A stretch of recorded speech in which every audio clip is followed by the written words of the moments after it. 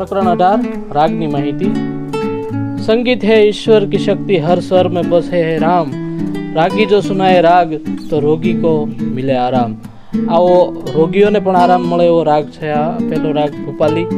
रागનું જીવનમાં અત્યંત મહત્વ છે। સૃષ્ટિ પર તેનો પ્રભાવ પડે, મનુષ્યના મનને આનંદ આપે એવી શાસ્ત્રીય અને નિયમબદ્ધ સ્વર રચનાને રાગ કહેવામાં આવે છે। એમાં ભૂપાલી રાગ છે, જેનો થાટ હોય છે કલ્યાણ, જેમાં વર્જિત સ્વર એટલે કે જેને ના લેવાના હોય તેને વર્જિત મ અને ની।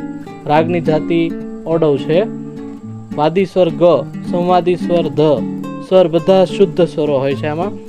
અને ગાયન માટે રાત્રિનો પ્રથમ પ્રહર, જે આપણા 4 પ્રહર છે એમાંથી પહેલો પ્રહર હોય તે આ રાગ ગાવા માટેનો શ્રેષ્ઠ સમય છે। રાગની પ્રકૃતિ ગંભીર અને શાંત। રાગનો પ્રભાવ તો કે ગુસ્સાને શાંત કરે। આરોહ અવરોહ છે સા રે ગ પ ધ સા, સા ધ પ ગ રે સા, જેને આપણે હાર્મોનિયમમાં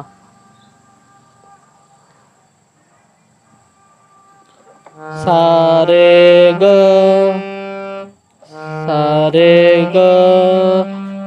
પ ધ સા, સા ધ પ ગ રે સા। રાગની પકડ છે સા ધ, સા રે ગ, પ ગ, ધ પ ગ, રે ગ, રે સા। હવે આના રાગ ઉપરથી એક ભજન આપણે લેવું હોય તો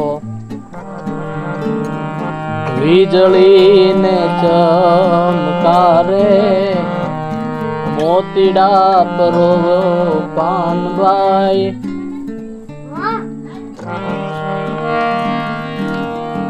અચાનક અંધારા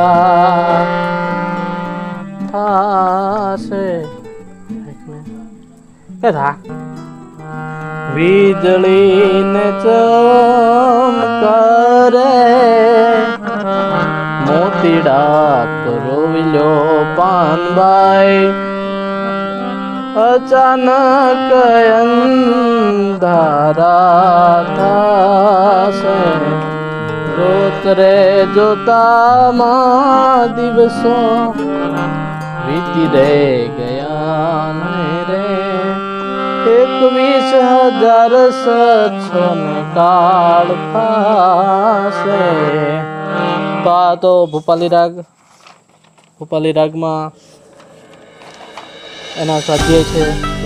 ભૂપાલી રાગનો ગાયન સમય તો રાત્રિનો પ્રથમ પ્રહર। આ સિવાયના પણ ઘણા બધા પણ સાવ સહેલા પ્રશ્નો હોય છે કે કયા રાગ સ્વરમાં વર્જિત છે મ અને ની, તો એ ભૂપાલીમાં વર્જિત હોય છે। તેનો વાદી સ્વર જોડકા જોડો, જ્યાં ન સમજાય ત્યાં કમેન્ટ કરજો, આપણે આગળ જોઈશું।